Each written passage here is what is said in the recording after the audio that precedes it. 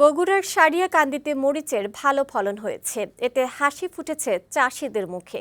কৃষি বিভাগের আশা, এবার শত কোটি টাকার শুকনো মরিচ উৎপাদন হবে এই উপজেলায়। বহুজাতিক কোম্পানিগুলো সরাসরি যেন কৃষকের কাছ থেকে মরিচ কেনে, সে উদ্যোগ নেওয়ার দাবি জানিয়েছে কৃষকরা। বগুড়ার সংবাদদাতা আব্দুল বারীর প্রতিবেদন, জানাচ্ছেন খালিদ হাসান। মানসম্মত শুকনো মরিচ উৎপাদনের জন্য বিখ্যাত বগুড়ার সারিয়াকান্দি উপজেলা। নদীবেষ্টিত এই উপজেলা এবার ৩,৩১০ হেক্টর জমিতে মরিচের আবাদ হয়েছে। কৃষি বিভাগের আশা, এবার ৩,৫০০ টন শুকনো মরিচ উৎপাদন হবে এখানে, যার মূল্য আনুমানিক ১০০ কোটি টাকা। ভালো ফলন পাওয়ায় হাসি ফুটেছে চাষিদের মুখে। ভবিষ্যতে মরিচের চাষ বাড়ানোর কথা জানালেন তারা। কৃষি অফিসের সহযোগিতায় তাদের লোকজনের পরামর্শ অনুযায়ী আমরা চাষ করতেছি।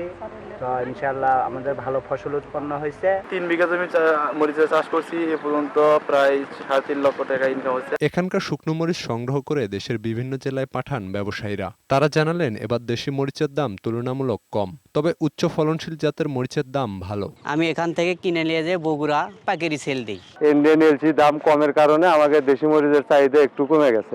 মরিচ চাষে কৃষি বিভাগের পক্ষ থেকে কৃষকদের সব ধরনের সহযোগিতা দেয়া হচ্ছে বলে জানালেন সারিয়াকান্দি উপজেলা কৃষি কর্মকর্তা।